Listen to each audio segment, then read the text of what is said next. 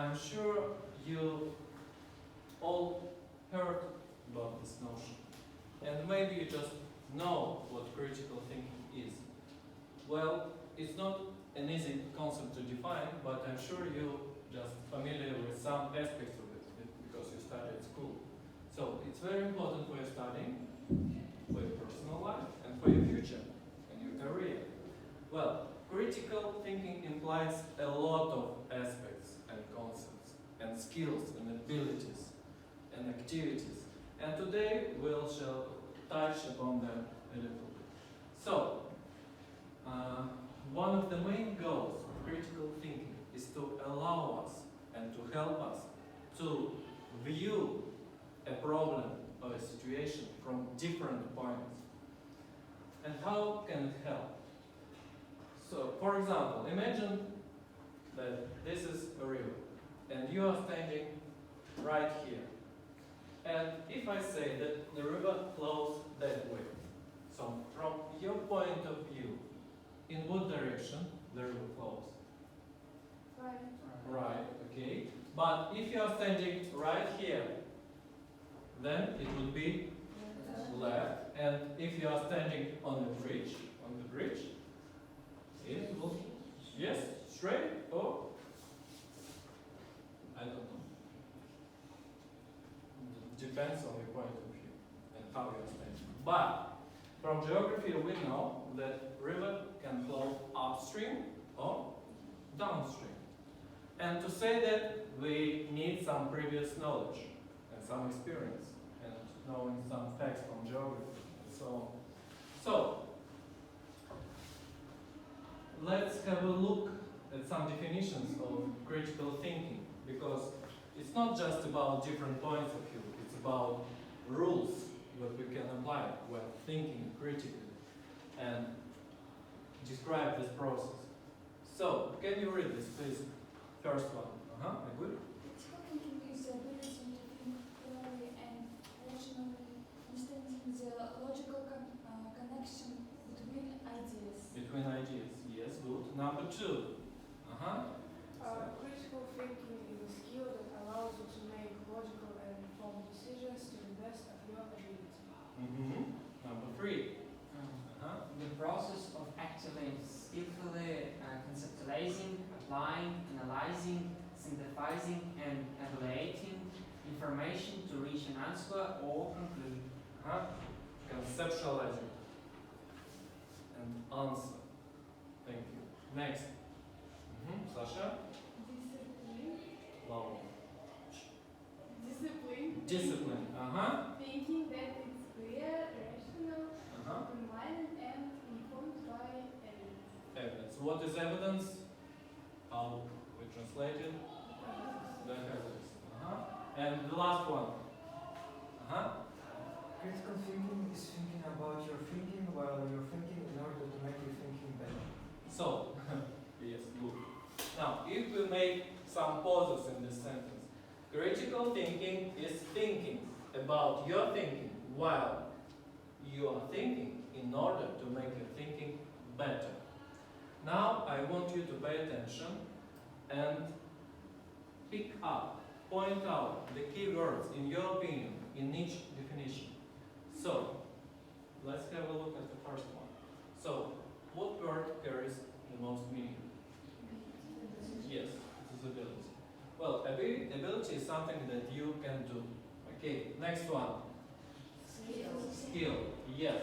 Skill is something that you can do, but how you can do it? Well or not so well, because skill needs to be trained, needs to be practiced and exercised. Next one, number three. Well, process, good. Thinking is not a state, not at all. And what kind of process is this? Number four.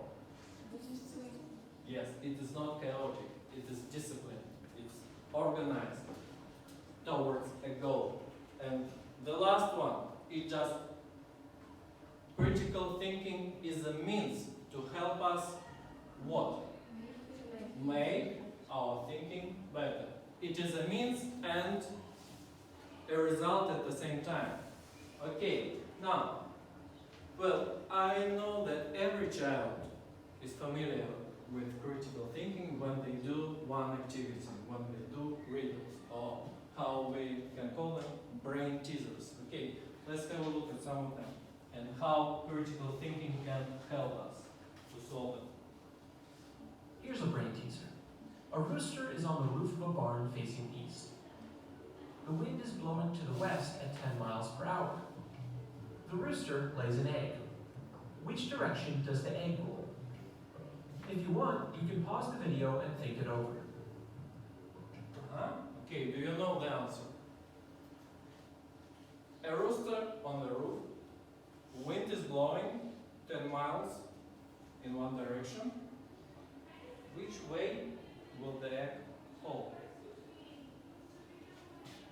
Anyone? Right or left? Left? Why? Because of the wind? Yes? Okay. Any ideas? A rooster laid an egg standing on the roof. The wind is blowing in one direction 10 miles. Which way will the egg fall? Right, okay. Who thinks it's left? Raise your hands. Okay, who thinks it's right? Great. The answer? There is no egg. The rooster didn't lay one because roosters are male. Did you get it right? Let's pick this apart and see why many people have difficulty with this brain teaser and so many others. First, it's easy to Yes. overlook Listen very carefully why some people have difficulties. details or accept them without questioning. In this brain teaser, the answer could be found in the second word, rooster. In hindsight, we realize it's impossible for roosters to lay eggs, but it's easy to overlook when it's mentioned casually in the brain teaser. Another process at work in this brain teaser is misdirection. There were several details included that we may have paid too much attention to. The fact that the rooster was facing east and that the wind was blowing west at 10 miles per hour. In the end, these details had nothing to do with the actual answer, but because they seemed important in the context of the brain teaser, they directed us away from the relevant information. The same techniques used to solve brain teasers can also be applied to real-world situations. When you're trying to figure something out, it's important to analyze the information that's available to you. Are there any key details I may be missing? Am I being misled by something? Could I be thinking about this in another way? Brain teasers not only help to keep your mind sharp, but they can help improve your critical thinking skills as well. Let's finish things off with another brain teaser. You have a single match and are in a dark room with a candle, an oil lamp, and a gas stove. Which do you light first? Single match, candle, light, and an oven. Which do you light first?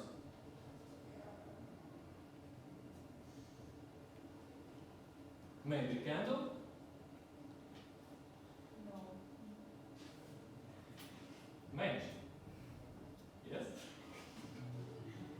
The answer, the match. Of course it's a match.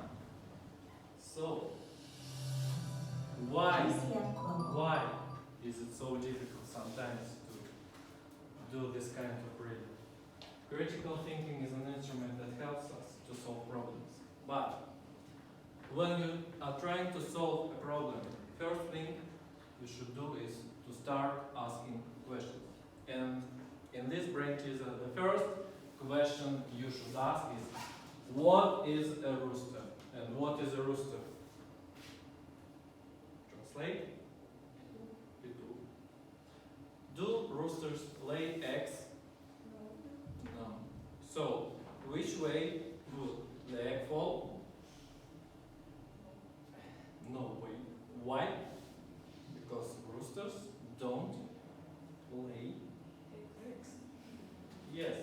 So, this brain teaser and the right answer to it is based on our previous knowledge. If we don't know what a rooster is or what this word means in English, we shall probably give wrong answer.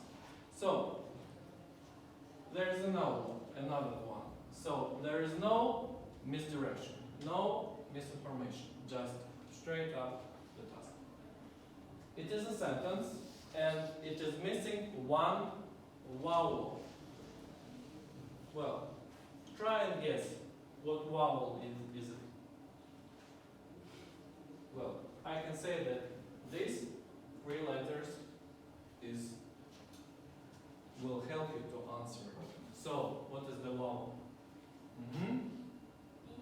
E, of course. Well, the first one is either very or every. It can be either way. So, every fine example exceeds what we expect. How do we solve this? We see the task and our brain starts to look for the answer in our memory just by association, trying to keep with our previous knowledge and to find the right answer and to click, and we recognize maybe the structure, maybe something else, and then we give this the right answer. Now, in order to come to a conclusion, so we need to follow some steps. And critical thinking requires these 4 elements, these 4 aspects. First one, careful, intentional thinking. Careful, we should not rush, we should not hurry when we try to solve a problem. Intentional means we should pay attention and concentrate on the goal.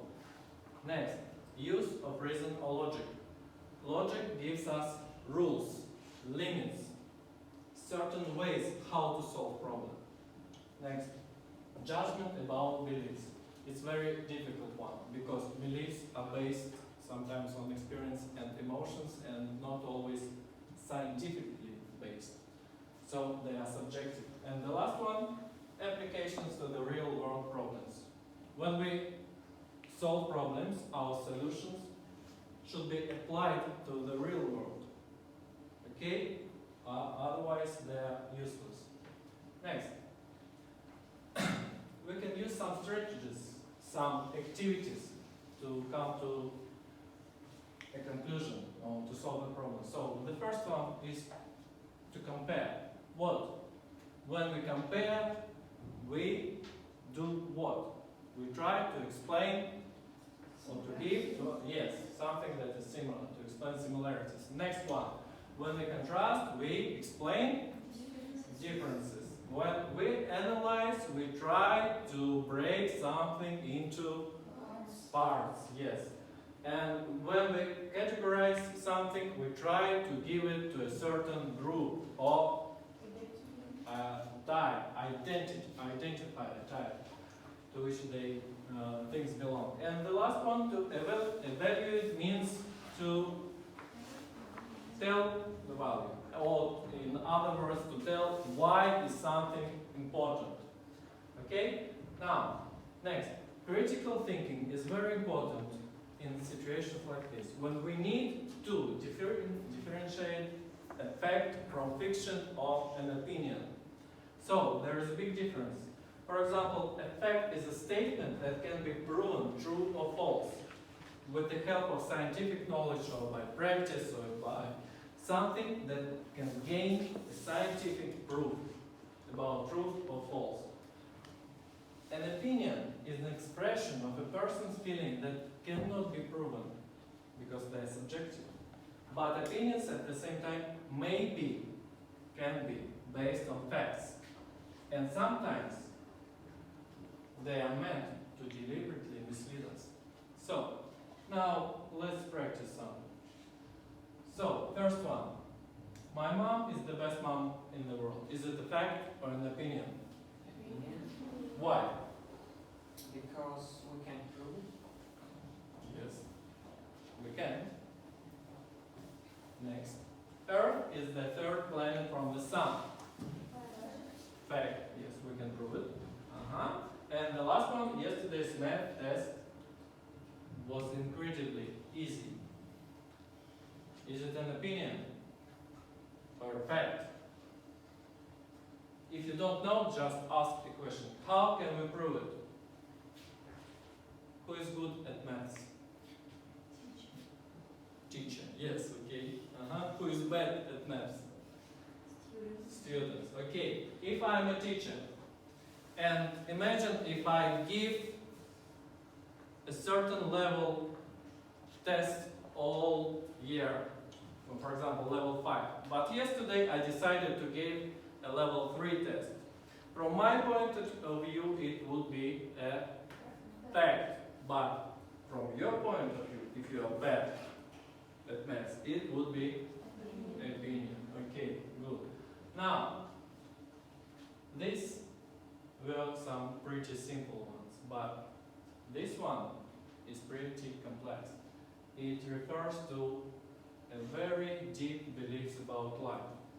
So, how would you translate it? Seeking pleasure and avoiding suffering are the only components of well-being. Поиск чего? Удовольствие. Избегание чего? Страданий или боли. Единственные компоненты хорошей жизни. So, do you think it's a fact or an opinion? Can we prove it? Yes or no? No. Okay. But there are people who try and prove it with scientific methods. Okay. Let's see.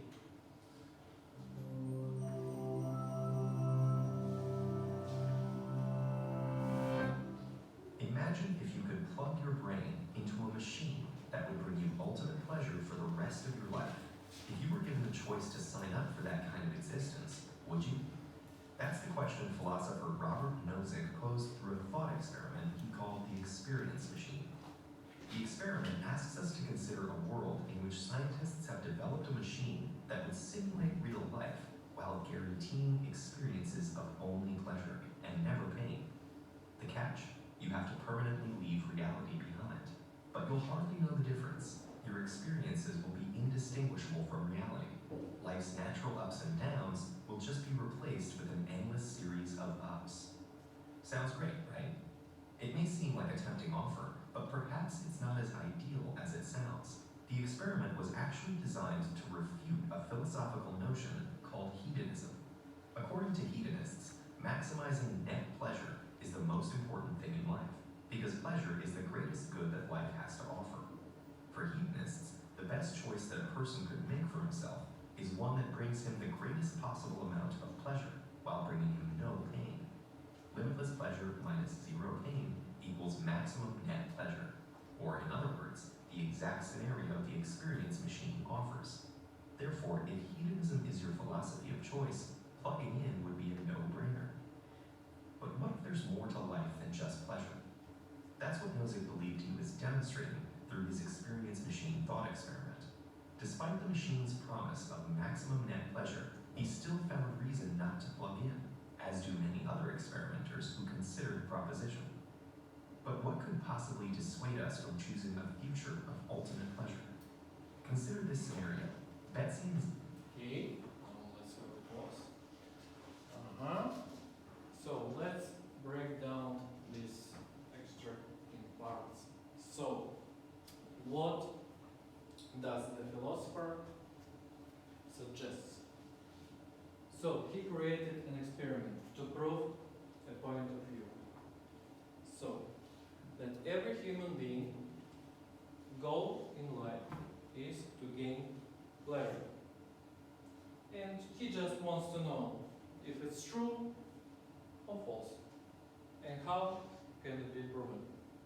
So, here's the situation. On one hand, life, reality, and life is full of what? Problems, yes. Suffering, maybe. Pain, but not only negative things, positive things also. For example, yes, feelings, family, friends, and so on. Studying, school, great things, don't you know? And on the other hand, the machine that gives you constant pleasure. Yes, no worries, no problems, just living in constant pleasure. What would you choose? If you compare these situations, what would you choose personally? Please raise a hand if you think that a machine with constant pleasure is a suitable life for you. Anyone? Okay, Sabina, is it a yes or no? Yes or no? No. No or yes? No. Okay, now raise a hand if you think real life is better. Why? How could you choose a life when you have an opportunity to just live in constant pleasure with no worries and no problems? How do you make such kind of a decision? So, for example, Lera, why do you choose the machine? Because I think it's better to live happily in Mars than be miserable all your life. Okay. Better to live in ignorance, happily, than being miserable. Okay. And some of you who chose life, can you explain why? Do you think it's bad to live in constant pleasure or no? Julia? You chose life. Why? I think it's better to live in only pleasure because it's a boring life and I want to feel bad emotions. Yes, there is one aspect. When you live in constant pleasure, in time pleasure will bore you out. Because when we feel something all the time, it becomes boring. So, this is a thought experience. So, the situations is pretty extreme. But what if we apply it to real world? Xander are in a loving, committed relationship. Betsy is head over heels and has never felt happier. However, unbeknownst to Betsy, Xander has been romancing her sister Angelica with love letters and secret rendezvous for the duration of their relationship. If Betsy found out, it would destroy her relationships with both Xander and Angelica, and the experience would be so traumatic she would never love again. Since Betsy is in blissful ignorance about Xander's infidelity, hedonists would say she's better off remaining in the dark and maintaining her high level of net pleasure. As long as Betsy never finds out about the relationship, her life is guaranteed to go on as happily as it is right now. So is there value in Betsy knowing the truth of her situation? Imagine if you were Betsy. Would you prefer to know the truth? If the answer is yes, you'd be choosing an option that sharply decreases your net pleasure. Perhaps then you believe that there are things in life with greater intrinsic value than pleasure. Truth, knowledge, authentic connection with other human beings. These are all things that might make the list. By never learning the truth, Betsy is essentially living life in her own personal experience machine, a world of happiness that's not based in reality. This love triangle is an extreme example, but it mirrors many of the decisions we make in day-to-day life. So whether you're making a choice for Betsy or for yourself, why might you feel reality should be a factor? Is there inherent value in real experiences, whether pleasurable or painful? Do you yourself have more value when you're experiencing real life's pleasures and pains? Nozick's experiment may not provide all the answers, but it forces us to consider whether real life, though imperfect, holds some intrinsic value beyond the pleasure of plugging in. Okay. Now, before we answer these last questions, I want you to think critically about the following. First, let's make a choice for Betsy from your point of view, just from a different point of view. So, you see the situation and you can decide, you can choose what is best for her.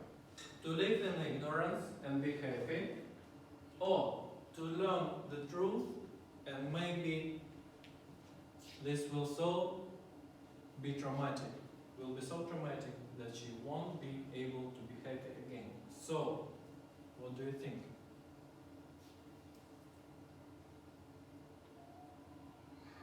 If we, not you, Betsy. It doesn't concern you. So, no feelings for you, just for Betsy. Betsy, I will choose truth. Why? Because I think it's better to know the truth. So, first one, happiness in ignorance, without knowing, without traumatic experience. The next one, traumatic experience and no happiness. If you choose, why do you choose something? What tells you to choose truth instead of happiness? How do we call these things? Experience. Experience, yes. And experience help us to form our opinions and in higher order, Beliefs. yes, beliefs. When we value something more than something else. For example, if you value truth more than happiness and pleasure, you would choose truth. Is there anyone who would choose happiness and pleasure? So we know that Lehrer said that living in ignorance may be better than being miserable and not be happy ever again. Polina, what would be your answer? For Betsy, I prefer to know the truth. And to be miserable and unhappy. No? So, and what about you personally? What would you choose? Personally for you? Truth or happiness? Truth, of course, because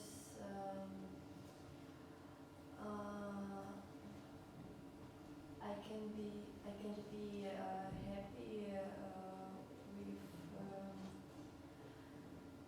Someone who doesn't love you? yes. Okay. Lina? For Betsy or for you? For me, I prefer to know the truth. Because being love is a liar, is a fake happiness, and maybe after breaking up, Okay. find a good So, even if it means suffering, you will choose the truth. Okay, Ranis? I think Happiness or suffering? happiness Happiness. for Betsy. Because here's too many broken lives around us.